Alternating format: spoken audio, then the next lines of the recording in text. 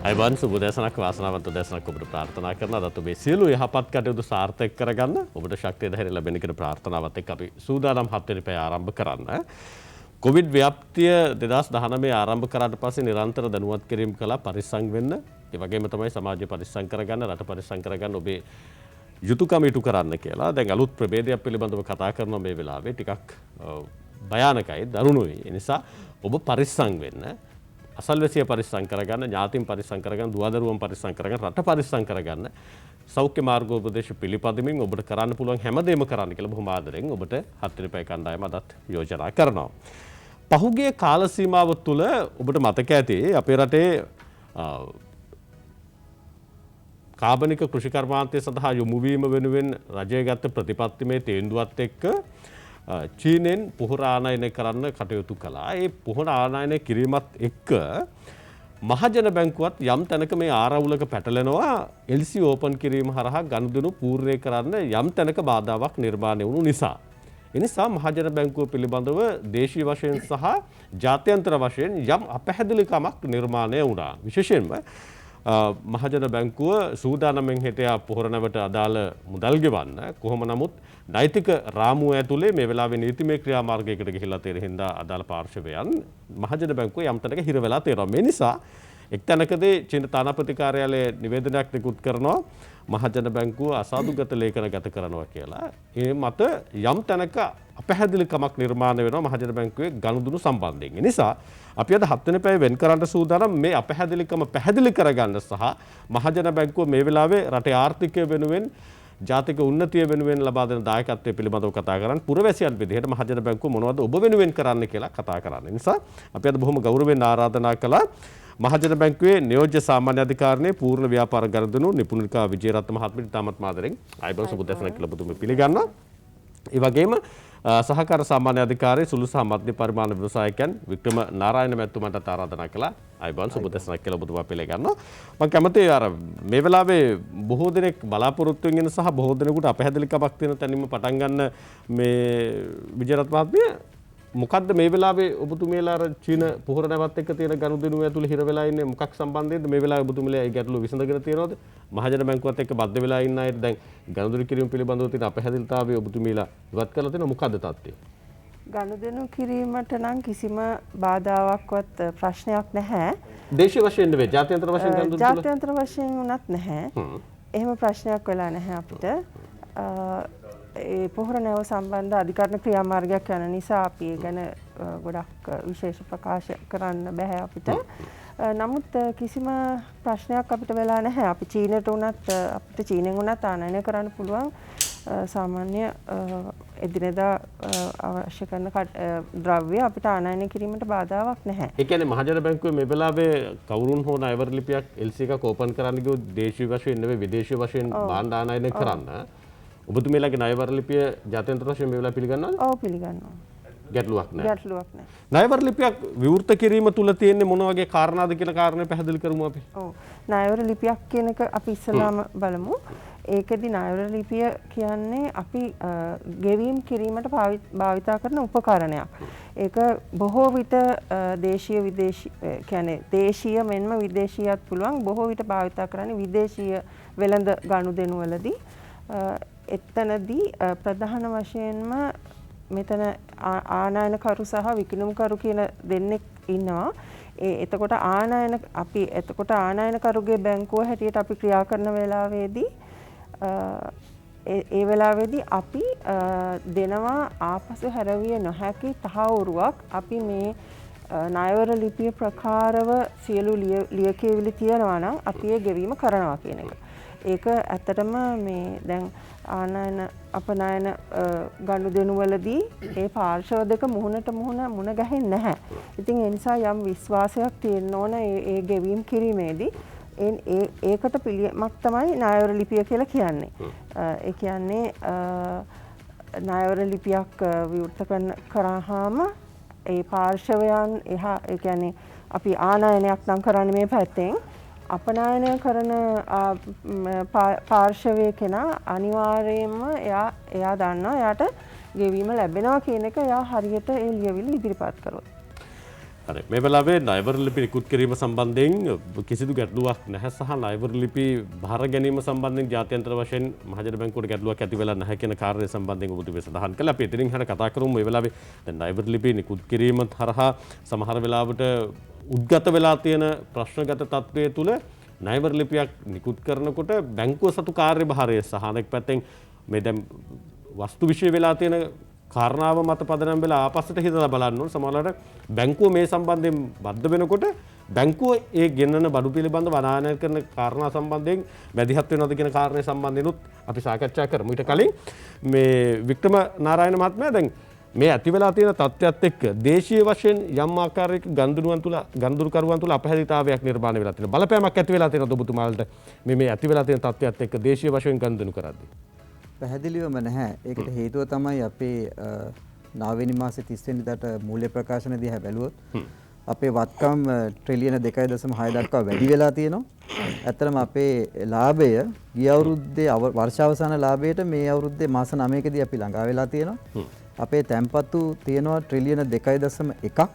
ඒ ට්‍රිලියන 2.1 අතරේ අපේ වැඩිම ප්‍රමාණයක් තියෙන ස්ථාවර තැන්පතු ට්‍රිලියනකට වඩා ඊට අමතරව ට්‍රිලියනයකට ආසන්න ප්‍රමාණයක් තියෙනවා ඉතුරුම් තැන්පතු.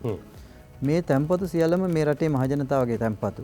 මොකද මේ බැංකුව ආරම්භ කරලා තියෙන්නේ ටීවී ළඟරත්න මහත්මයා ඊට ප්‍රථම පිලිප් ගුණවර්ධන මහත්මයා මේ රටේ සාමාන්‍ය ජනතාවගේ තැන්පතු මහජනතාවගේ බැංකුවකට දාන්න ඕන කියන මතය සහ මේ රටේ මහජනතාවට සුරකුම් නැති නිසා මුදල් ප්‍රවාහය පදනම් කරගෙන ණය දෙන්න ඕන කියන මුඛ්‍ය පරමාර්ථය තමයි මේ පරමාර්ථ දෙක තමයි මේ මහජන බැංකුව ආරම්භයට 1961 පදනම් වෙලා තියෙන්නේ. 61 පදනම් ඒ පදනම් මත ආරම්භ කරපු මහජන බැංකුව වර්තමාන වෙනකොට මේ උද්ගත වෙලා තියෙන තත්ත්වයට එක්ක බංකොලොත් වෙයි කියලා යම් තැනක උපකල්පනයක් අපි දැක්ක පාර්ලිමේන්තුවෙත් කියනවා. එහෙම අවධානමක් නැහැ. මේ රටේ බැංකුව මේ මහජන බැංකුව අයිති මහජනතාවට. ඒක මම කියන්නේ මුදල් අමාත්‍යාංශ අංශයට තමයි 92%කට වැඩි ප්‍රමාණයක් සහ පිලිප් ගුණවර්ධන මහත්මයාගේ සම්පකාර ව්‍යාපාරයට ඉතුරු ප්‍රමාණය අතරින් නිර්මාණය වෙච්ච බැංකුවේ අයිතිය වෙන කාටවත් අයිති නැහැ. මේ බැංකුවේ හම්බ කරන සල්ලි සියල්ලම අපි පඩි ගන්නවට අමතරව සියල්ලම ආපහු දෙන්නේ රජයට. 2019 විතරක් අපි දීලා තියෙනවා බිලියන 16ක්. 2020 බිලියන 14ක් අපි රජයට දීලා තියෙනවා. එතකොට මේ බැංකුවේ පළවෙනි ගනුදෙනු ප්‍රධානතම ගනුදෙනුකරු තමයි රජය. රජයේ ආයතන වලට මහා භාණ්ඩාගාරයට අපි ණය දීලා තියෙනවා. දෙවෙනි ගනුදෙනුකරු තමයි මේ රටේ ඉන්න කම්කරුවන්, ගෝවීන්, දීවරයන්, ගුරුවරයන්, හෙද යනාදී මේ පරපුර. ඒ පරපුරට තමයි දෙවෙනි විශාලතම ණය කළඹ අපි දීලා තියෙන්නේ. එතකොට මේ බැංකුව රජය සහ මේ මහජනතාවගේ බැංකුව. මේ දක්වා අපි දන්නා තරමින් කිසිම ආකාරයක මේ සමාජ කොට්ටාසයන් අතර කිසිම චකිතයක් ඇති වෙලා නැහැ මහජන බැංකුව පිළිබඳව. එදා වගේම වෙනදටත් වඩා හොඳින් සමහර දවස්වලට පෙන්ෂන් දවස්වලට මහජන බැංකුව පෙන්ෂනියර්ස්ලාගේ බැංකුව. එතකොට ගුරුවරුන්ගේ පඩි ගෙවන දවසට මහජන බැංකුව ගුරුවරුන්ගේ බැංකුව. හමුදාවේ පඩි ගෙවනකොට මහජන බැංකුව හමුදාවේ බැංකුව. නිසා මේක මහජනතාවයේ බැංකුව. ඔවුන් අතර කිසිම චකිතයක් මේ සුළු සිද්ධියක් නිසා ඒක සිද්ධියක් නම් එහෙම දෙයක් සිද්ධ වෙලා නැහැ. ඇත්තටම ඒක නිසාම තමයි මේ මහජන බැංකුව පිළිබඳව යම් තැනක ගැඹුරු සාකච්ඡාවක් ඇතුළේ දැන් මේ තරම් ප්‍රබල විදිහට මහජනතාවගේ කාර්යභාරය සඳහා බැංකුවක් විදිහට මහජන බැංකුව බද්ධ වෙනකොට යම් තැනක ප්‍රශ්නයක් නිර්මාණය වෙලා තියෙනවා නම් හැමදෙනෙක්ම කැළඹෙනවා අපිට මොකද වෙන්නේ කියන කාරණේ සම්බන්ධයෙන්. මම එතනින් මෙහාට එන්න කැමතියි. දැන් මේ පවතින තත්ත්වයක් එක්ක දැන් ණයවර ලිපි නිකුත් කිරීමත් එක්ක ඇති වුණු තත්ත්වයක් එක්ක දේශීය වශයෙන් ණය දෙන අංශය පිළිබඳව දේශීය වශයෙන් ණය දෙන කාර්යභාරය පිළිබඳවත් යම් තැනක ගැළලුකාරී තත්ත්වයක් ප්‍රජාව ඇතුළේ නිර්මාණය වෙලා තිබුණා. මහජන බැංකුවේ අපි මහා පරිමාණ ව්‍යවසායකයන් ඔබතුමාලගේ ණය ගන්නවා. ඔවුන්ගේ දායකත්වය ලබා ගන්න. ඊට පස්සේ ඔවුන්ට ඔබතුමාලා මේ ඇති වෙලා තියෙන තත්ත්වයක් එක්ක ණය දෙන එක සීමා වේද? ණය ගන්න එකේ ප්‍රතිඵලයක් තියෙද කියලාත් යම් තරක අනිශ්චිතතාවයක් තිබුණා. ඔබතුමාලා මේ වෙලාවෙත් ණය නිකුත් කිරීම සිද්ධ කරනවා දේශීය වශයෙන්. ණය ලබා ගන්න ව්‍යවසායකයන් ගැඩුවක් වෙලා තියෙනවද? මොකක්ද ඒකේ තත්ත්වය? ඇත්තට වෙනතට වඩා ප්‍රවේගකාරීව අපි ණය නිකුත් කරනවා. හේතුව තමයි දැන් මේ රටේ රාජ්‍ය ප්‍රතිපත්තිය දේශීය ව්‍යවසායකයා ගොඩනැංවීමේ ප්‍රතිපත්තිය ඊටාම පැහැදිලි. ඒ ආශ්‍රයෙන් අපි නිර්මාණය කරලා තියෙනවා යම් යම් දේශීය ව්‍යවසායකයන්ට ගැළපෙන නිර්මාණ. උදාහරණයක් විදිහට කිව්වොත් බිස්නස් පවර් කියලා. ඊට අමතරව අස්වැන්න කියලා ලෝන් ස්කීම් එකක්. ඊට අමතරව මහා පරිමාණ ව්‍යාපාරිකයන්ට වෙනදා තිබිච්ච ඒ ණයවර ලිපි නිකුත් කිරීම, ඒ වගේම විශාල ප්‍රමාණයේ ණය දීම, ඒ වගේම අනිකුත් සියලුම ප්‍රේෂණ කටයුතු, අනිකුත් බැංකු කටයුතු, ඒ සියල්ලම ඊට වඩා හොඳින් සිද්ධ වෙන බව තමයි මට නම් පෙනියන්නේ. මොකද බැංකුවක් වුණාම අනිවාර්යයෙන්ම අපි ලාභ ලබන්න ඕනේ. බැංකුවක් වුණාම අපි තැන්පතු රැස් කරන්න ඕනේ.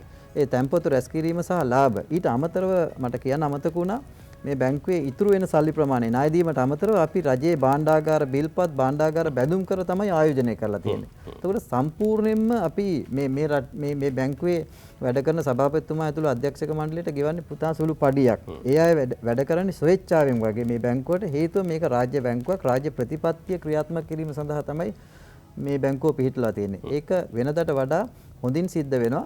අනිත් එක මේ ළඟදී චීනයේ තියෙන ආසියානු යටිතල පහසුකම් හා සංවර්ධන බැංකුවත් එක්ක අපි ගිවිසුමක් ගත වෙලා ඩොලර් මිලියන 90ක් අරගෙන මේ දවස්වල අපි දෙනවා ව්‍යවසායකයන්ට කාරක ප්‍රාග්ධනය සඳහා ණයක් 5.5 ගානේ. ඔය ඩොලර් මිලියන 90 චීනෙන් කොයි කාලද ඔබතුමාලා ගත්තේ? දැන් මාස 3කට විතර ඉස්සෙල්ලා.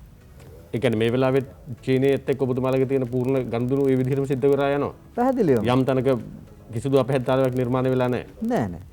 හරි අපි එතනින් එහාටත් කතා කරමු. ඊට කලින් මේ නිපුණිකා විජේරත්න මහත්මිය දැන් ණයවර ලිපිය නිකුත් කරන කාරණාව තුලදී කොම්පෝස්ට් නැව සම්බන්ධයෙන් අපි මේ වස්තු විශ්ය ගන්න ඒ තැන තමයි මේ ගැටලුව නිර්මාණය වුනේ. ඒ නිසා අධිකරණ කාර්යභාරයට කිසිදු ආකාරයක බලපෑමක් නොවන විදිහට ඔබතුමීගේ සීමාව තුළ මම පිළිතුරු අපේක්ෂා කරනවා. දැන් එතනදී මතුවෙච්ච කාරණාවක් තමයි බැංකුව විදිහේ ණයවර ලිපියක් නිකුත් කරනකොට නැවේ මොනවද දෙන්නේ කියලා බලන්න වගකීමක් බැංකුවට නැද්ද කියලා. මොකක්ද ඒකේ තියෙන නෛතික සීමාව? නෑ කිසිම වගකීමක් බැංකුවට නැහැ නැවේ එන දේ භාණ්ඩ වශයෙන් බලන්න. මොනවා හරි ගෙනාවත් ඔබතුමීලා ණයවර ලිපියක් නිකුත් කරලා තියෙනවා නම් ගෙවන්න බැඳිලා ඉන්නවද? ගෙවන්න බැඳිලා ඉන්නවා. නමුත් අපි ණයවර ලිපිය කියලා යවනවා අවශ්‍ය ලියවිලි. ඒ ලියවිලි කියන්නේ තහවුරු. ඒ කියන්නේ ඒ දේවල් සම්බන්ධ ඒවයි ප්‍රමිතිය අවශ්‍යයි නම් ආනයනකරුට ආනයනකරු කියන්න ඕන මේ ප්‍රමිතියෙන් යුක්ත දේවල් එවන බවට සහතිකයක් දෙන්න කියලා. එතකොට බැංකුව බලනවා ඒ සහතිකය තියනවාද කියලා. බැංකුව ක්‍රියා කරන්නේ ලියවිලි මත පමණයි. ණයවර ලිපියක් කියන දේ සාමාන්‍යයෙන් අපි ඒක බලාත්මක වෙන්නේ ICC ඒ කියන්නේ ජාත්‍යන්තර වාණිජ්‍ය මණ්ඩලය කියන ඒකේ නීති පද්ධතියට අනුව ඒ කියන්නේ UCP කියලා අපි කියන UCP 600 කියලා ඒකට අනුකූලව තමයි අපි ණයවර ලිපියක් නිකුත් කරන්නේ. ඒකේ පැහැදිලිවම කියලා තියෙනවා බැංකුවක් බැඳී සිටින්නේ ලියවිලි පරීක්ෂා කිරීමට පමණයි. භාණ්ඩ පරීක්ෂා කිරීමට බැංකුවට කිසිම වගකීමක් නැහැ. ඉතින් ඒක ඒ භාණ්ඩ පරීක්ෂා කිරීමේ අවශ්‍යතාවය ආනයනකරුට තියෙනවා නම් ඔහු අපිට කියන්න ඕන මෙන්න මේ ලියවිලි ගෙන්නන්න මේ දේවල් තහවුරු වෙන කියලා. ඉතින් එතකොට ඔබගේ ප්‍රශ්නේ තත්ත්වය ගැන තත්ත්වය පිළිබඳ තහවුරක් අවශ්‍යයි නම් අපි කියනවා මෙන්න මේ තත්ත්වයේ තියෙන භාණ්ඩ නැව්ගත කරන භාණ්ඩ ඒ තත්ත්වයේ තියෙනවා කියන එකට තත්ත්ව සහතිකයක් මොකක් හරි ඒ කියන්නේ ඔබතුමීලා සාම්පල් පරීක්ෂා කරන්න ලිඛිතව ඔබතුමීලාට ඉදිරිපත් කරන ලේඛන මත පදනම්ලා ගෙවින් සිදු කරනවා කියලා කියන්නේ අපි එතනින් එහාට යමු. අජිත් නිවාඩ් කප්ඩාල් මැතිතුමා මහ බැංකුව අධිපතිතුමාත් මේ පිළිබඳව අපි දීර්ඝව කරපු ප්‍රශ්න කිරීමේදී තුමා සඳහන් කරලා තිබුණේ බැංකුවේ තියෙන කාර්යභාරය ඇතුළේ බැංකුව සීළු කාර්යයන් ඉටු කරන්න සූදානම් කියලා. දැන් යම් තැනකදී මේ ප්‍රශ්නගත තත්ත්වයේ නිර්මාණය වෙන්නේ එහෙන් ලිඛිතව දැනුම් දීලා තිබුණා. මෙහෙන් සාම්පල් පරීක්ෂා කරනකොට තිබ්බ ගැටලුකාරී තත්ත්වයක් තමයි අවසානයේ ඔබතුමීලාට බැංකුවේ තියෙන නෛතික රාමුව ඇතුලේ ගෙවීම් සිදු කරන්න බැරි වෙලා තියෙනවා. එහෙම තත්ත්වයක් ඇති වුණොත් ඉදිරියේදී ගෙවන්න නැතුව ඒ ගෙවීම් පැහැර හරින්න හරි ගෙවීම් යලි සමාලෝචනය කරන්න හරි බැංකුවට තියෙනවද සීමාවක්? නැහැ. ඒ නීති රීති අනුව අපිට එහෙම අපිට භාණ්ඩ මේ රටට ආවට පස්සේ ඒ කියන ලියවිලි වලට අපි ඒ ලියවිලි අපේ ණයවර ලිපියට අනුගතයි නම් අනුකූලයි නම් අපි ගෙවෙන්න බැඳී සිටිනවා. අපිට නොගෙවා ඉන්න පුළුවන් අධිකරණයෙන් වාරණ නියෝගයක් හෝ යම් අධිකරණ නියෝගයක් තියෙන තාක් පමණයි. දැන් අනිත් පැත්තෙන් ප්‍රශ්නයක් කෙනෙකුට නැගෙන්න පුළුවන්. දැන් මේ තියෙන ප්‍රශ්නගත තත්ත්වෙම ඔබතුමීලා ගෙවනවනේ. ඩොලර් මිලියන 100ක් ගෙවුවයි කියන්නකෝ. ඊට පස්සේ තියෙන භාණ්ඩ පිළිබඳව යම් ගැටලුකාරී තත්ත්වයක් නිර්මාණය වෙලා තියෙනවා නම් ඒ ගැටලුකාරී තත්ත්වය ඔප්පු වෙලා තියෙනවා නම් ගෙවපු ඩොලර් මිලියන 100 යලි අය කරගැනීමේ ක්‍රමවේදයක් තියෙනවද? නෑ බැංකුවක් හැටියට අපිට ඒක අපන ආනයනකරුට සහ විකිණුම්කරු අතර යම් අකංගතාවයක් හෝ යම් එක නියමිතියකට පැමිණුණොත් පුළුවන්. එහෙම නැත්නම් බැංකුවකට අපිට එතනින් එහාට මොකුත් අපිට කරන්න කාර්යභාරයක් නෑ. නිපුණිකා විජේරත්න මහත්මිය මේ ප්‍රශ්නෙත් ඔබතුමියකින් අහන්න ඕනේ. දැන් මේ තත්ත්වයේ ඇත්තටම කෙනෙක් පහුගිය කාල සීමාව තුළ මේ කියපු කාරණාව තමයි බැංකුවට ණයවර ලිපිය නිකුත් කරාට පස්සේ ගෙවන්න ඩොලර් නැති හින්දා තමයි මේ අනවශ්‍ය ප්‍රශ්නයක් නිර්මාණය වෙන්නේ කියලා. බැංකුව එහෙම තත්ත්වයකට පරිවර්තන වෙලා තිබුණා. නෑ එහෙම තත්ත්වයක් නෑ. එහෙම ප්‍රශ්නයක් නැහැ. අධිකරණ නියෝගයක් තියෙන නිසා පමණයි අපි ගෙවන්න නැතුව ඉන්නේ. හෙට අධිකරණ නියෝගය ගෙවන්න කියලා આવොත් නැත්නම් සමතයකට පත් වුණා කියලා આવොත් බැංකුව සූදානම් ගෙවන්න. එහෙම තමයි ඒ සිදුවිය යුත්තේ. ඒ කියන්නේ ඔබතුමීලා මේ ගන්දුනුව බැඳිලා තියෙන ආකාරය අනුව ගෙවන්න සූදානම්. සහ ගෙවන්න බැංකුවට මුදල් තියෙනවද ඩොලර් තියෙනවද මේ වෙලාවේ? ඉතින් මෙහෙමනේ දැන් බැංකුව කියන්නේ අපේ ගනුදෙනුකරුගෙන්නේ අපි ඔහුනේ ගෙවන්නේ. ඉතින් එතකොට ගනුදෙනුකරුගෙන් තමයි ඒ මුදල ලබා ගන්නේ. හරි. එතන මෙහාට යමුකෝ දැන් LC එකක් ඕපන් කරන කාර්යභාර ප්‍රොසීඩර් එක දැන් ඔබතුමී සඳහන් කරා දෙපාර්ශ්වයක් එන්න ඕන. අදාළ භාණ්ඩ ආනයන කිරීමේදී නැවුගත කිරීමේදී ලබා දෙන සහතිකයේ මත පදනම් වෙලා ඒ ලියකියවල ටික ආවට පස්සේ බැංකුව ගනුදෙනු ආරම්භ කරනවා කියලා. මම කැමතියි දැන් ආනයන බලපත්‍රයක් ගන්න තියෙන ප්‍රොසීඩර් එක මොකක්ද? මොකද්ද ආනයන බලපත්‍රයක් කෙනෙක් ලබා ගන්නවා නම් කරන්න ඕන ක්‍රියාවලිය? ආනයන බලපත්‍ර සෑම භාණ්ඩයකටම අවශ්‍ය නැහැ. ආනයන අපරාධ දෙපාර්තමේන්තුව කියලා තියෙනවා කොයි භාණ්ඩවලටද ආනයන බලපත්‍ර අවශ්‍ය කියලා. ඉතින් එතකොට ඒ ආයතනයෙන් ආනයනකරු ගිහිල්ලා ඒ බලපත්‍රය ලබා ගන්න ඕනේ. එතකොට LC එකක් ඕපන් කරද්දී LC එකක් ඕපන් කරද්දී අපි හැම වෙලේම බලනවා මේ ගෙන්වන භාණ්ඩය ඒ හැම භාණ්ඩයකටම තියෙනවා HS කෝඩ් කියලා කෝඩ් එකක් තියලා ඒ කෝඩ් එකට බලපත්‍රයක් අවශ්‍යද නැද්ද කියන ලියවිලි අපි ළඟ තියෙනවා. අපි ඒක බලලා බලපත්‍රයක් අවශ්‍යයි නම් ආනයනකරු බලපත්‍රය අපිට ඉදිරිපත් කරන්න ඕන. අපි එතකොට ඒ බව මේ ණයවර ලිපියෙත් සඳහන් වෙනවා ඒක බලපත්‍රයක් සහිත එකක් කියලා. අපිට ණයවර ලිපිය විවෘත කරන්න පුළුවන් බලපත්‍රය දැකීමෙන් පසුව පමණයි. අද ඔබතුමියත් මෙතන ඇවිල්ලා ඉන්නත් මේ බැංකුව පිළිබඳව අර ප්‍රශ්නගත තත්ත්වය නිර්මාණය වුණු තැන මතුවෙන කාරණාව පදනම් කරගෙන ඒක තමයි වස්තු විෂය බවට පත් වෙන්නේ. එතන මේ පිට අපි කතා කරන්නේ ඒ තත්ත්වය සමහන් කරගන්න සහ එම තත්ත්වයක් ඇති වෙලා තියෙනවද නැද්ද? ඉදිරියේදී ඇති වෙයිද? ඇති නොවෙන්න මොකද්ද කරන්න ඕන කියන කාරණාව. දැන් මෙතනදී සමහර වෙලාවට කෙනෙකුට කියන්න පුළුවන් සමහර වෙලාවට අවශ්‍ය කරන සියලු ලියකියවිලි පූර්ණේ නොවිච්ච හින්දා මේ ප්‍රශ්නගත තත්ත්වය ඇති වුණායි කියලා.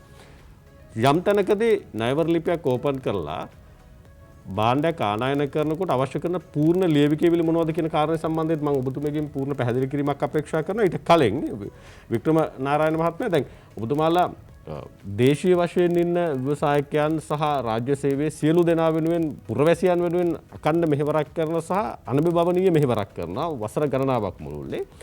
මේ වෙලාවේ මේ කොවිඩ් ව්‍යාප්තිය ඇතුලේ මිනිසුන්ගේ ජන ජීවිතය නගා සිටවන අනෙක් පැත්තේ ජාතික ආර්ථිකය ශක්තිමත් කරන්න සමහරලාට බැංකුවලට නැගිච්ච චෝදනාවක් තමයි දුන්න ණය ආපහු අය කරගන්නවා අමාරු කාල සීමාවෙදිත් කියලා.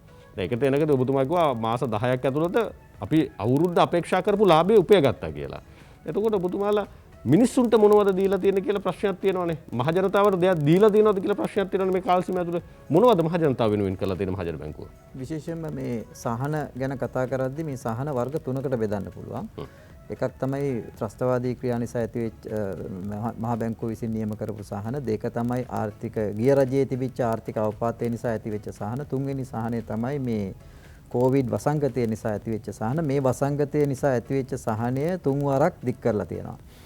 මේ සහනය දෙන්න කියලා තීරණය කරන්නේ මහ බැංකුව හේතුව තමයි ඒ කාල සීමාවක් ඇතුළතදී මේ ගනුදෙනුකරුවන්ට එම ණය ගෙවීමේ හැකියාවක් නැති වෙනවා. එතකොට අපි කරන්නේ ණය නොගෙවීමේ සහනයක්. ඒකට ඉංග්‍රීසියෙන් කියනවා ඩෙට් මොරටෝරියම් එකක් කියලා.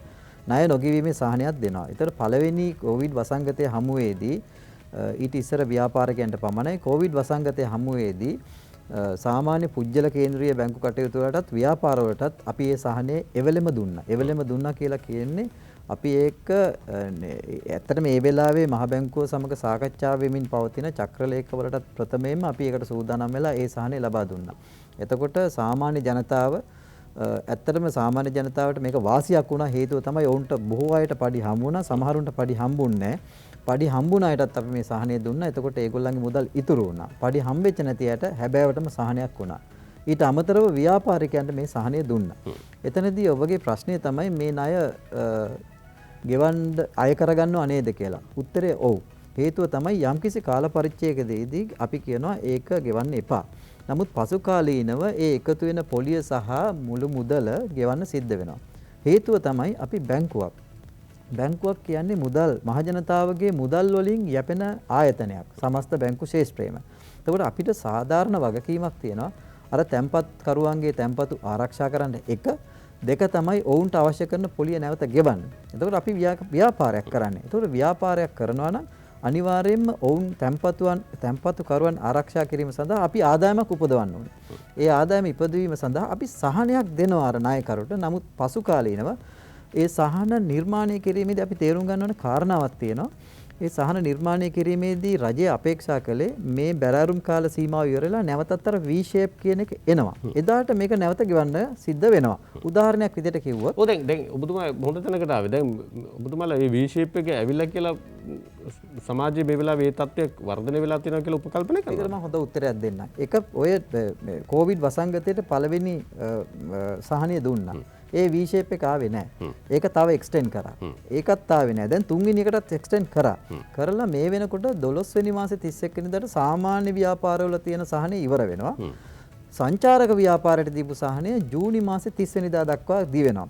එතනදිත් අර එකතු වෙන පොලිය සහ මුළු මුදල ගෙවන්න තව සහන කාල සීමාවක් හදලා දීලා තියෙනවා. ඒ කියන්නේ ණය ප්‍රතිලේඛන ගත කරනවද ඔබතුමාලා? නෑ. මෙතනදී ණය ප්‍රතිලේඛනගත කිරීමක් නෙමේ සිදු වෙන්නේ ණය සහනයක් දීම. ඒ නිසා කිසිදු අවස්ථාවක ණය සහනය ඉල්ලලා අරගෙන පාවිච්චි කරන ගනුදෙනු කරුවෙකු අසාදු ලේඛනය අර ක්‍රිබ් රිපෝට් කියන්නේ ඒකේදී නරක විදියට සඳහන් වෙන්නේ නැහැ. තේරුම් ගන්න ඕනේ කාරණාව තමයි මේ වසංගතය ගනුදෙනු කරුවගේ ප්‍රශ්නයක් නෙමෙයි. ඒක සමාජගත ගෝලීය ප්‍රශ්නයක්.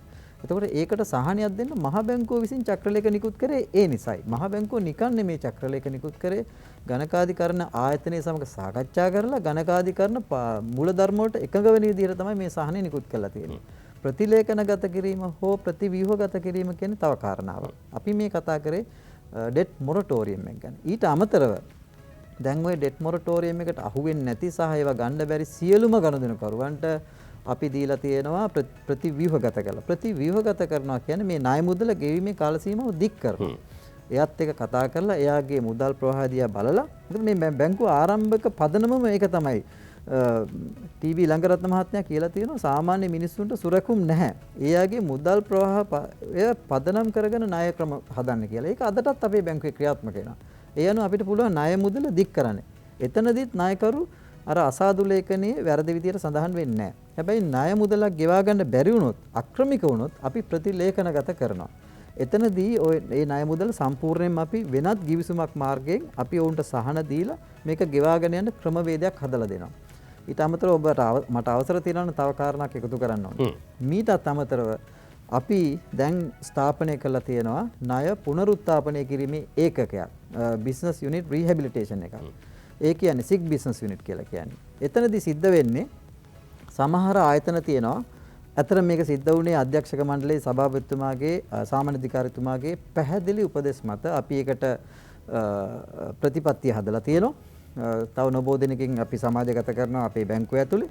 එතනදී අපි මේ දක්වා බිලියන 6කට ආසන්න ප්‍රමාණයක් වටිනා ණයකරුවන් අපි පුනරුත්ථාපනය කරලා තියෙනවා. එතනදී සිද්ධ වෙන්නේ මේ ප්‍රතිලේඛනය කරනට අමතරව ඔවුන්ගේ ව්‍යාපාරේ නැවත නගා සිටවන්නට කාරක ප්‍රාග්ධනයට මුදල් අවශ්‍ය වෙනවා. එතනදී අපි අලුතෙන් කාරක ප්‍රාග්ධනයක් දෙන්න උත්සාහ කරනවා. එහෙම නැත්නම් තියෙන ණය මුදල යම්කිසි සහන කාල සීමාවක් යටතේ යම් යම් අවස්ථාවලදී නොගෙවා ඉන්න ඉඩ දීලා අවශ්‍ය ඒගොල්ලන්ගේ බිස්නස් ප්ලෑන් එක බලලා එතන ඉඳලා ගෙවීමේ වැඩසටහන් එක එක්කෙනාට එක එක විදිහට අපි හදලා තියලා තියෙනවා. ඒ කියන්නේ දැන් ඔබතුමාලා දෙසැම්බර් 31 වෙනිදා වෙනකොට සංචාරක ශේෂ්ත්‍රයට පමණක් සීමා කරලා අනිකුත් ණය ලබා දුණු සහනයන් ඔබතුමාලා අවසන් කරනවානේ.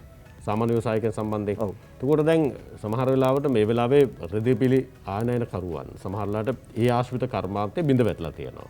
ඒ වගේම තමයි දැන් සංචාරක ශේෂ්ත්‍ර විතරක් නෙවෙයි අනිකුත් ආයතන වලටත් මේ බලපෑම එල්ල වෙලා තියෙනවා. එතකොට යම් හේකින් ඔබතුමාලා ගන්න තේන්දුවත් එක්ක ජනවාරි 1 වෙනිදා ඉඳන් ආයෙ ණය ගෙවන්න බැරි අනිකුත් ශේෂ්ත්‍ර වෙලායි හිටියොත් එහෙම ඒ අයටත් ඔබතුමාලා අලුතෙන් ගන්න හදන ක්‍රියාමාර්ගය ඇතුලේ ඉඩක් තියනවද ඔවුන්ට ණය නොගෙව ඉඳලා ඔබතුමාලා ඒක ක්‍රිබ් එකට යවන්නේ නැතුව ණය නොගෙව ඉඳලා හැකි කාල සීමාව තුළ කාරක ප්‍රාග්ධනය උපයාගෙන යලි කර්මාන්ත යථා තත්ත්වයට පත් කරාට පස්සේ ණය ගෙවන්න ඔවුන්ට අනුගත වෙන්න පුළුවන් දීර්ඝ කාල සීමාවක් ඔබතුමා ලබා දෙන්න සූදානම්ද ව්‍යවසායකයන්?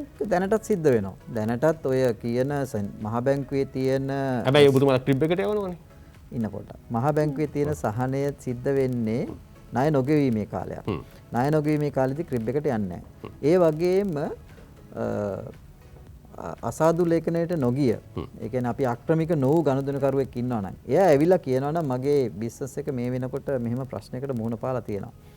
නමුත් මගේ ව්‍යාපාර සැලැස්මක් තියෙනවා. ව්‍යාපාර සැලැස්මට අනුව මගේ මුදල් ප්‍රවාහය ඉස්සරහට මෙහෙමයි වෙන්නේ. අන්න එතනදී නැවත වරක් අපිට ප්‍රතිව්‍යුහගත කරන්න පුළුවන්. එතනදිත් ආපහු ක්‍රිබ් එකට යන්නේ නැහැ. හැබැයි අක්‍රමික ගණයටපත් වුණොත් බොහෝ වෙලාවට ව්‍යාපාර අක්‍රමික ගණයටපත් වෙන්නේ ඔවුන්ගේ තියෙන දුර්වලතා නිසා. එහෙම වුණොත් අපිට ඒක කරන්න අමාරුයි. එතනදී අපි ප්‍රතිලේඛනගත කරනවා.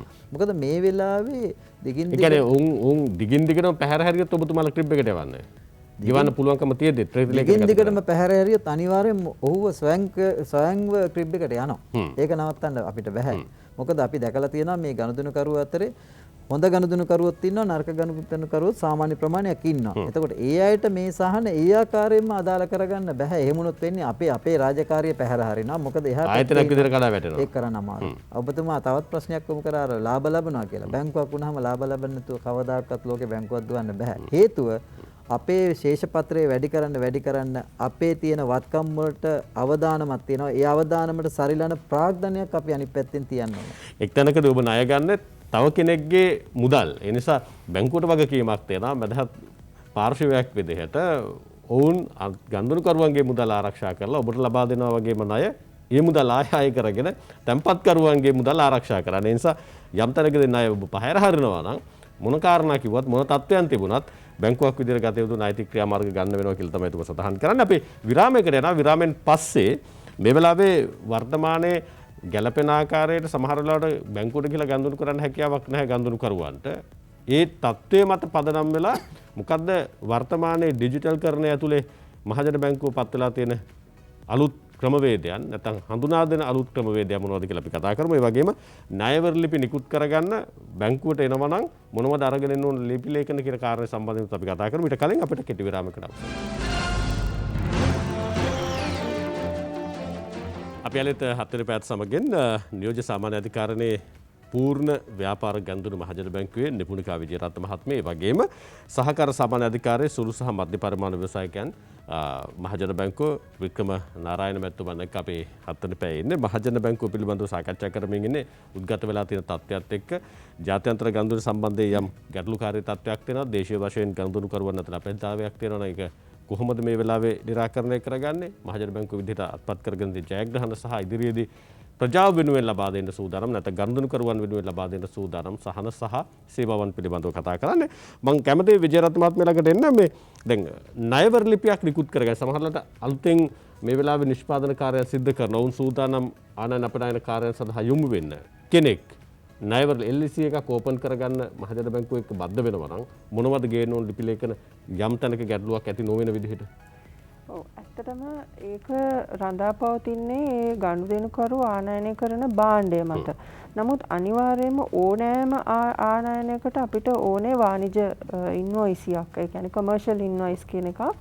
ඒක අවශ්‍යයි. ඒ වගේම ප්‍රවාහන ලියවිල්ල. ඒ කියන්නේ නැවක එනවා නම් නවබාර බිල් පත්‍රයක්, එහෙම නැත්නම් ගුවනින් එනවා නම් ඔය එයාවේ බිල් කියන එකක්, කෝච්චියේ දැන් අපේ රටේ නෑ අපි දිවයිනක් නිසා නැත්නම් සමහර රටවල් වල කෝච්චි වලින් යන ඒ අවශ්‍ය ප්‍රවාහන ලියවිල්ල තියෙන්න ඕන වාණිජ ඉන්වොයිස් අනිවාර්යයි.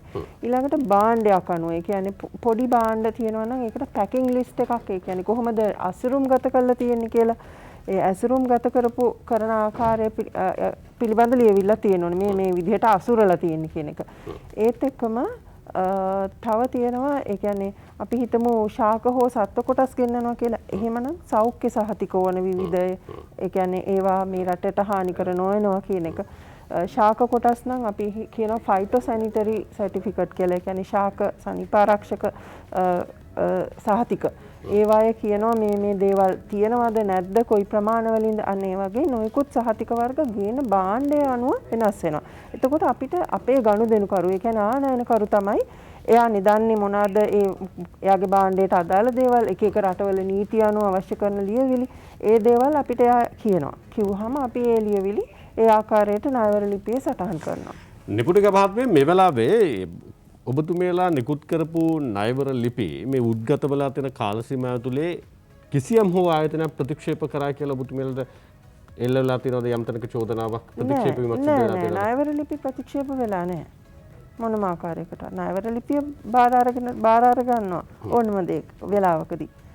එහෙම දැන් දැනට චීනයේ විශේෂයෙන්ම චීනයේ අපේ රටට බොහෝ භාණ්ඩ ආනයන කරන්නේ චීනයේ. ඒ නිසා චීනයේ කොහෙදිවත් අපි හිතමුකෝ රෙදි පිළි සම්බන්ධයෙන් හෝ වේවා සෙල්ලම් බඩු සම්බන්ධයෙන් හෝ වේවා අත්‍යවශ්‍ය භාණ්ඩ සම්බන්ධයෙන් කොතනකදවත් කිසිදු ආයතනයක් ප්‍රතික්ෂේප කරලා නැද්ද ඔබතුමියන් ලිඛිතව දැනුම් දීලා නැද්ද? නෑ දැනට එහෙම සිද්ධ වෙලා නැහැ. ඒගොල්ලෝ අර අපි හැමෝම දන්නවා අසාදු ලේඛනගත කිරීමක් කරා. ඒකේ බලපෑමක් නැද්ද? ඒකේ බලපෑම මත පදනම් වෙලා එහෙම ප්‍රතික්ෂේප වීම සිද්ධ වෙලා නෑ. මොකද ඒගොල්ලෝ ඒක කළා තියෙන්නේ ඩොලර් මිලියනකට වඩා වැඩි ආනයන වලට. ඉතින් එතකොට සාමාන්‍යයෙන් අපේ යාවනේව ඊට වඩා අඩු ගණන් දැන් මේ වගේ විශාල ප්‍රමාණ වලින් ගෙන්නන රජයේ ණයවර ලිපි වගේ ඒවා තමයි ඒ වගේ ඩොලර් මිලියනකට වඩා වැඩි අගයන් ගන්නෙ. ඩොලර් මිලියනයකට වැඩි අගයන් මත පදනම් වුණු ණයවර ලිපි සම්බන්ධයෙන් යම් සීමාවක් තියෙනවද? නෑ එහෙම ණයවර ලිපි අපිට නිකුත් කරන්න සිද්ධ වෙලා නැහැ. ඒ නිසා මේ පිළිබඳ ප්‍රශ්නයක් ඇති වෙලා නැහැ. එතන මෙහාට එමු දැන් සමහර වෙලාවට භාණ්ඩ ගෙනාවට පස්සේ මේ වගේ තත්ත්වයක් ඇති නොවෙන්න දැන් යම් තැනක කෙනෙකුට කියන්න පුළුවන් බැංකුවත් මේකට මැදිහත් වෙන්න ඕනේ මේ එන භාණ්ඩ මොනවද කියලා පරීක්ෂා කරන්න සාම්පල් ටිකක් බලා ගන්න තියෙන සීමාවෙන් එහාට යන්න ඕන මෙන්න මේ නෛතික රාමුවට මෙන්න මේ කාරණා ටිකත් අන්තර්ගත වුණා නම් හොඳයි කියලා කෙනෙක් යෝජනා කරනවා නම් අපි තුමුකෝ බැංකුවේ නියෝජිතයෙක් කියලා සාම්පල් ටික පරීක්ෂා කරන්න ඕන නැත්නම් ඒ සාම්පල් එක බැංකුවටත් එන්න ඕන පරීක්ෂා කරන ක්‍රමවේදයක් තියෙන්න ඕන එහෙම තැනකට බැංකුව යන්න සූදානමක් කියලා එහෙම අවශ්‍යතාවයක් නැහැ ප්‍රායෝගික නෑ ඒ වගේ දේවල් අපිට කරන්න බැහැනේ අපි ක්‍රියා කරන්නේ ලියවිලි මත පමණයි ඒක තමයි අපිට තියෙන නීතිය ඒ රෙගියුලේෂන්ස් කියන ඒවා තියෙන්නේ ලියවිලි මත පමණයි අපි අනිත් එක ප්‍රායෝගික නැහැනේ අපිට බැහැනේ ගිහිල්ලා ඒවා කරන්න අනිත් එක ඒක අපේ කාර්යභාරයක් නෙමෙයි බැංකුවේ ඉතිහාසය තුල මේ වගේ තත්ත්වයක් ඇති වෙලා තියෙනවද මෙතන නෑ කවදාවත් නෑ මේ පළවෙනි වතාව මම කැමති නාරායන මහත්මයාලකට එන්න දැන් නාරායන මහත්මයා දැන් සමහර වෙලාවට බැංකුව වලට ගිහිල්ලා ගනුදෙනු කරන්න බොහෝ වෙලාවට ගනුදෙනු කරුවන් ටිකක් මැලි වෙන මේ තියෙන කොරෝනා තත්ත්වයත් එක්ක ඔබතුමාලා මම දැක්කා පළවෙනි රැල්ල එනකොට පියවරක් ඉස්සරහට තිබ්බා දැන් මේ වෙනකොට බැංකු බොහෝමයක් ඩිජිටල් කරණයට ඇවිල්ලා තියෙනවා ගෙදර ඉඳන්ම Tamanට සියලු කාර්යයන් සිදු කරගන්න පුළුවන් විදිහට ඔබතුමාලා ඒ තැනට මේ වෙනකොට බැංකු පරිවර්තනය කරලා තියෙනවා සමහර වෙලාවට සීමාවන් තිබ්බු තැන්වල ඒ සීමාවන් ඉවත් කරන්න ඩිජිටල් කරණේ නවීකරණයට ඔබතුමාලා ගිහිල්ලා තියෙනවා. ඇත්තටම කියනවා නම් මේ කොවිඩ් වසංගතයේ ආශිර්වාදයක් වුණා ඒ වැඩේ අපිට ඉක්මන් කරගන්න. 2015 දී තමයි මහජන බැංකුවේ ඩිජිටල් කරන වැඩසටහන පටන් ගත්තේ. ඊට කලිනුත් මහජන බැංකුව පරිගණකගත වෙලා තිබුණේ.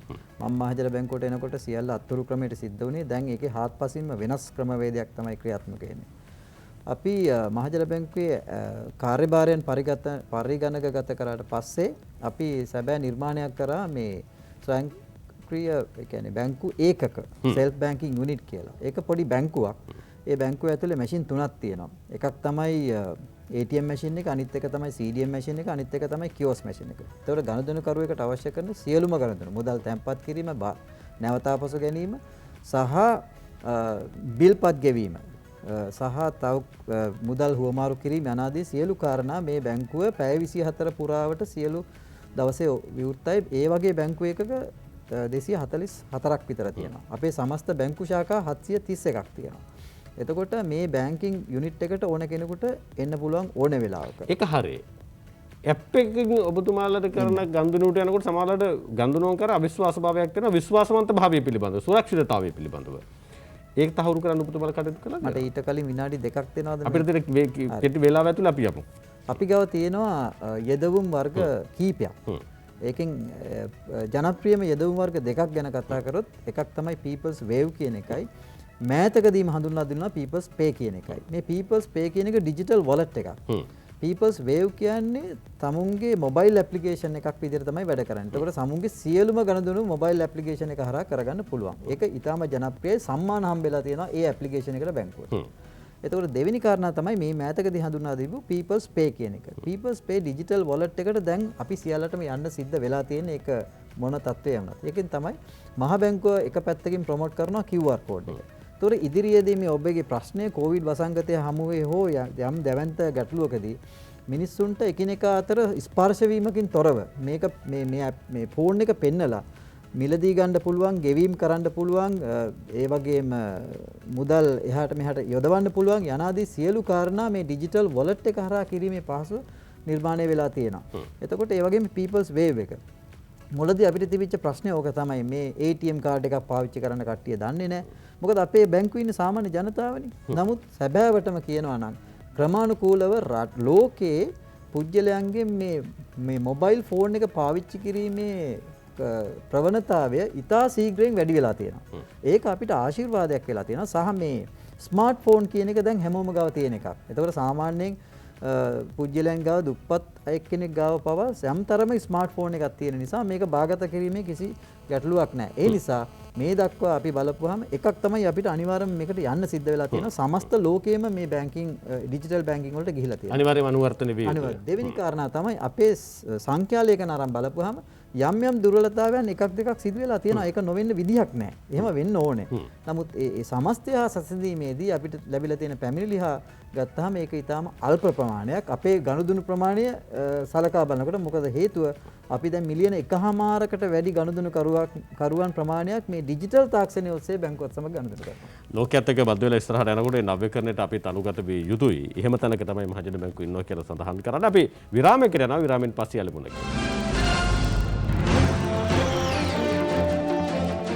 අපි අද හත්වෙනි පැය සමගින් මහජන බැංකුවේ කාර්යභාරය පිළිබඳව අපි සාකච්ඡා කරමින් අවසන් විනාඩි කිහිපේ ප්‍රශ්න කිහිපයක් තියෙනවා. මේ විජේරත්න මහත්මිය යම් තැනක පහුගිය කාල සීමාව තුළ කතා කළා විදේශගත වෙලා ඉන්න දරුදරියන්ට ඩොලර් ටිකක් යවන්න විදිහක් නැහැ, බැංකුව වලින් අහපුවාම බැංකුවල ඩොලර් නැහැ කියලා කියනවා. සමහර වෙලාවට ගනුදෙනුකරුවන් ගෙනලා තියෙන බහන්ඩ බරායෙන් නිදහස් කරගන්න විදිහක් නැහැ කියලා කියනවා ඩොලර් ප්‍රශ්න හින්දා. ඔබතුමීලාට මහජන බැංකුවක් විදිහට ඒ ගැටලුවට මුහුණ දෙන්න වෙලා තියෙනවද? නැත්නම් අවශ්‍යතාවය අනුව මේ වෙලාවේ බැංකුව ඇතුලේ තියෙනවද මහ බැංකුවෙන් නිදහස් කරපු ඩොලර්?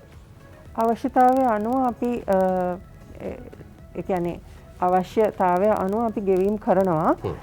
ඇත්තටම ඉතින් මුළු රටේම තියෙනවනේ ඩොලර් පිළිබඳ හිඟයක්. ඒක බොරුවක් නෙමෙයි. නමුත් මං හිතන්නේ මුළු ලෝකෙමත් ඒ ප්‍රශ්නය තියෙනවා. මොකද මේ සංචාරක ව්‍යාපාරයේ බිඳ වැටීම ඒ වගේ දේවල් හමුවේ ඩොලර් හිඟයක් තියෙනවා. නමුත් මේ වෙලාවේ මහජන බැංකුව ප්‍රමුඛතාවය ලබා දෙන ඩොලර් සම්බන්ධයෙන් ගැටලුවක් આવොත් ප්‍රමුඛතාවය ලබා දෙන මෙන්න මේ කාරණා සම්බන්ධයෙන් කියලා තියෙනවද ඔබට? සාමාන්‍යයෙන් අපි රජයේ බැංකුවක්. එතකොට මේ රජයේ අවශ්‍යතාවයන් සහ මහජනතාව වෙනුවෙන් ගෙන්නන අත්‍යවශ්‍ය භාණ්ඩ වලට තමයි අපි ප්‍රමුඛතාවය දෙන්නේ. දැන් පිටරට ඉගෙන ගන්න දරුවෙකුට අම්මා කෙනෙකුට තාත්තා කෙනෙකුට කීයක් හරි යවන්න උනොත් එහෙම ඒ සඳහා ඔබතුමා ප්‍රමුඛතාවයක් තියෙනවද මේ වෙලාවේ යම් ආකාරයක සීමා කිරීමක් සිද්ධ වෙලා තියෙනවා? යම් සීමා කිරීමක් තියෙනවා. නමුත් නොගෙවන්නෙම නැහැ. නමුත් අපි ඒක පොඩි ප්‍රමාදයක් සමහර විට තියෙන්න පුළුවන්. නමුත් අපි ගෙවීම කරනවා. සමහර වෙලාවට මහජන බැංකුවත් එක්ක බද්ධ වෙලා ඉන්න ගනුදෙනුකරුවන්ට ව්‍යවසායකයන්ට ආනයන කිරීම කාර්යභාරය තුල යම් ආකාරයක ගැටලුවක් තියෙන්න පුළුවන්. මහජන බැංකුවත් එක්ක අපි එකතු වෙලා ඉස්සරහට ගියොත් බාධාවක් එන්න පුළුවන් කියලා. එහෙම අවිශ්වාසයක් ගොඩනැගිලා තියෙනවා. මොකද ඔබතුමා කිසිම අවිශ්වාසයක් ඇති කරගත යුතු නැහැ. අපි සාමාන්‍ය ආකාරයට ක්‍රියා කරනවා. ඒ වුන්ට අවශ්‍ය ආකාරයේ ප්‍රමුඛතාවය ලබා දෙනවා. හරි. වික්ටර් මහත්මයා දැන් මහජන බැංකුව විදිහට රජයේ හැම ප්‍රතිපත්තියක් ඇතුළේම බැංකුවක් විදිහට කරන්න පුළුවන් කාර්යභාරය ඔබතුමාලා දෙවුර මතට අරගෙන මහජනතාව වෙනුවෙන් ගනුදෙනුකරුවෝ වෙනුවෙන් සිදු කරනවා. කාබනික පොහොර සම්බන්ධයෙන්ොත් රජයේ ප්‍රතිපත්තිමේ තීන්දුවක් කරන් තියෙනවා. මහජන බැංකුව දීර්ඝ වශයෙන් සඳහන් කළා පහුගිය කාල සීමාව ඔබතුමාලා ප්‍රමුඛත්වය ලබා දීලා ගනුදෙනුකරුවන්ට සහ ව්‍යවසායකයන්ට අත දෙනවායි කියලා. මේ වෙලාවේ මොකද්ද ඒ සම්බන්ධයෙන් තියෙන මැදිහත් වීම බැංකුවක් විදිහට? ඇත්තටම මේ ප්‍රතිපත්තිය පිළිබඳව අපි කියුවේ දැන් අවුරුදු කීපයකට ඉස්සෙල්ලා. ඒ කියන්නේ ඔබ බැලුවොත් සෞභාග්‍ය දැක්ම එතන තියෙන්නේ ෆර්ටිලයිසර් ඒ කියන්නේ රිවොලූෂන් කියලා. විප්ලවයක්, කාබනික විප්ලවයක්. ඒක පැහැදිලිව තියෙනවා. ඒ අනුව තමයි මේ ජනාධිපතිතුමා මේ තීරණය අරගෙන තියෙන්නේ. අපි මේ තීරණය ගත්තාම අපි අධ්‍යයනය කරන්න පටන් ගත්තා. විශේෂ සභාපතිතුමා සහ සාමාන්‍ය අධිකාරීතුමා මට විශේෂයෙන්ම බාර දුන්නා රටවටේ ගිහිල්ලා මේක හොයන්න කියලා. මම රටවටේ ගියා. ටිකක් අමාරු වුණා. මොකද ගනුදෙනුකරුවෝ හොයාගන්න ණය දෙන්න. අපිට හම්බුණා සැබෑවටම කාබනික පොහොර හදන ගනුදෙනුකරුවෝ මේ රටේ ඉන්නවා. ඔවුන් හැබැයි අද ඊයේ නෙමෙයි පටන් ගන්න තියෙන අවුරුදු 4කට 5කට ඉස්සෙල්ලා පර්යේෂණ කරලා ඒක ඔප්පු කරලා තියෙන ගනුදෙනුකරුවෝ අපිට හම්බෙලා අපි ඒ ගනුදෙනුකරුවන්ට මේ වෙනකොටත් ණය ප්‍රමාණයක් දීලා තියෙනවා. ඊළඟ කාර්යය තමයි මේක අපි තේරුම් ගන්න ඕනේ. අපි වැඩසටහනක් සකස් කරගෙන යනවා ගොවියන් දැනුවත් කිරීම. දැන් මේ ගොවියන්ට තියෙන ප්‍රශ්නේ තමයි පොහොර කියන්නේ මොකක්ද කියලා දන්නේ නැහැ. බහුතරයක් දන්න කට්ටිය ඉන්නවා. ඒ වගේම පොහොර යෙදමු පිළිබඳ අවබෝධයක් නැහැ. ඒ නිසා අපි සංවිධානය කරලා තියෙනවා වැඩසටහන් 50ක් රට පුරා මුදල් අමාත්‍යාංශයේ අනුමැතිය හම්බෙච්ච ගමන් අපේ සල්ලි වලින් ලක්ෂ 45ක් වියදම් කරලා වැඩසටහන් 50ක් සංවිධානය කරලා තියෙනවා රට පුරා ගොවියන් දැනුවත් කිරීමේ දීපවැත වැඩසටහනක් අපි පර්යේෂණ ආයතනයක් එක්ක සම්බන්ධ වෙලා කොයි කාලෙද පටන් ගන්නේ? හෙට ඇප්‍රූව් වුණොත් අනිද්දා පටන් ගන්නවා. අපි සියල්ල සූදානම් කරලා තියෙන්නේ. ඒ ගිහිලා දැනුවත් කරනවට අමතරව ඔබතුමාලා අලුතෙන් කාබනික නිෂ්පාදනය කරන්න සූදානමක් කියනවනේ කවුරු හරි ව්‍යවසායකයෙක් ඒ සඳහා ඔබතුමාලා ඒක සිද්ධ වෙන්නේ මෙන්න මෙහෙමයි. ව්‍යවසායකයන්ට ඇත්තටම රජයේ අනුග්‍රහයෙන් ඉතා සහනදායි පොලිට ණය යෝජනා ක්‍රමයක් ක්‍රියාත්මක වෙනවා. 2%, 3%, 4%. බිලියනය දක්වා ණය ගන්න පුළුවන් හරි යෝජනාවක් ගෙනාවොත්. එහෙම ඒ යෝජනා ක්‍රමයේ යටතේ එක අවශ්‍යතාවයක් තමයි මේ රටේ පොහොර නිෂ්පාදනය කිරීම සහ විකිණීමට පොහොර ලේකම් කාර්යාලයේ ලියාපදිංචි වෙලා බලපත්‍රයක් ගන්න ඕනේ. ඊළඟට ඒ සහනය ගන්න නම් රජයේ ආයතන පොහොර සමාගම් එක්ක හෝ තේ මණ්ඩලය එක්ක නැවත මිලදී ගැනීමේ ගිවිසුමක් තියෙන්න ඕනේ. එහෙම අයට අර 2%, 3%, 4% ණය ගන්න පුළුවන් හැකියාව තියෙනවා. ඊළඟට අපි වැඩසටහනක් සකස් කරා මේ ගොවියට ඔය කියන ලේකෙවිලි මොකුත් නැහැ. ඒ නිසා අපි ගාව තියෙනවා දැවැන්ත නිෂ්පාදනයක් අස්වැන්න කියලා ගොවියන්ට, දීවරයන්ට, හාල් මෝල් හිමියන්ට අදාළ කරගත්තු ඒ අස්වැන්න ණය යෝජනා ක්‍රමයේ අර වැඩසටහන් 50ත් එක්කම අපි ගමට අරන් ගිහිල්ලා ඔවුන්ට අවශ්‍ය කරන සුළු උපකරණ. මොකද ඇත්තටම අමුද්‍රව්‍ය මිලදී ගැනීමේ අවශ්‍යතාවයක් එතනදී ඇති වෙන්නේ නැහැ. අපේ අරමුණ තමයි ගොවියා ලව්වම බෝර ටික හදලා ගොවියා ලව්වම නියමාකාරයෙන් යෙදවීම නොකොලොත් මේ වැඩසටහන හරියට සාර්ථක වෙන්නේ නැති බව විශේෂයෙන්ම අපේ සභාපතිතුමා, සාමාන්‍යාධිකාරීතුමා සහ අපි අපේ කණ්ඩායම පැහැදිලිව තේරුම් අරගෙන තියෙනවා. ඒක දියත් කරගෙන යනවා. දේබී ලංගරත්න මහත්මයා මහජන බැංකුව නිර්මාණය කරන්නේ උදාරතර පරමාර්ථයක් පෙරදරි කරගෙන මහජනතාවගේ බැංකුව, මහජනතාව වෙනුවෙන් සේවය කරන බැංකුව. ඒ නිසා තමයි මහජනතාව වෙනුවෙන් අද වෙනකොටත් මහජන බැංකුව තමන්ගේ කාර්යභාරය නොපිරිහෙලා ඉටු කරමින් ඉන්නේ. යම් තැනක ගැටලුකාරී තත්ත්වයක් ඇති වෙලා තිබුණා. අපි අද ආරාධනා කරෙත් මේ ගැටලුකාරී තත්ත්වය ඍජුව ප්‍රශ්න කරලා निराකරණය කරගන්න. මම විශ්වාස කරනවා ව්‍යවසායකයෙක් නම් ඔබ අපනයන ආනයන කාර්යයට උරදීලා ඉන්න කෙනෙක් නම් මහජන බැංකුවත් එක්ක ඉස්සරහට යන්න කිසිදු බාධාවක් නැහැ කියලා සඳහන් කරන්නේ. ඒ සහතිකය වුන් ලබා දෙනා විතරක් නෙවෙයි දේශීය වශයෙන් ගනුදෙනු කරන ගනුදෙනුකරුවන් කිසිදු ගැටලුකාරී තත්ත්වයක් ඇති නොවෙන්න මහජන බැංකුව සුරක්ෂිතව සහ ඔබේ සියලු ගනුදෙනු ආරක්ෂා කරමින් ඉස්සරහට යන ගමනක ඔවුන් මේ මාස 10 ඇතුළත අපේ රටේ විශිෂ්ටතම ආයතනයක් විදිහට ලාභී උපයමින් ස්ථාවර වෙමින් ඉස්සරහට යනවා කියලා සඳහන් කරන්නේ. බෙහෙම ස්තුතිවන්ත වෙනවා නියෝජ්‍ය සාමාන්‍ය අධිකාරියේ පූර්ණ ව්‍යාපාර ගනුදෙනු මහජන බැංකුවේ නිපුණිකා විජේරත්න මහත්මියට සහභාගීත්වයට ආයබන් ඔබතුමියට ටිකක් අඩුවෙන් කතා කරාට කියන්න ඕන කාරණා ටික එතුමිය කිව්වා. ඒ වගේම තමයි සහකාර සාමාන්‍ය අධිකාරියේ සුළු සහ මධ්‍ය පරිමාණ ව්‍යවසායන් වික්‍රම නාරායන මැතිතුමනි බොහොම ස්තුතියි සහභාගීත්වයට. ආයබන් ඔබතුමන්ට. ඔබතුමාලා කරන කාර්යභාරය ඇතුලේ අපේ රටේ හෙට දවස වෙනුවෙන් මහජන බැංකුවේ ඉටු කරන්න යුතු කාර්යභාරය සහ අනෙක් පැත්තෙන් ජනතාව අපේක්ෂා කරන කාර්යභාරය ඔබතුමාලා ඉටු කරන ශක්තිය ධෛර්ය ලැබෙන්න කියලා ප්‍රාර්ථනා කරලා අපි සමුගන්නවා යලි මුණ ගැහිම හෙට උදේ 7ට 7 වෙනි පැයේ. අයිබෝන්.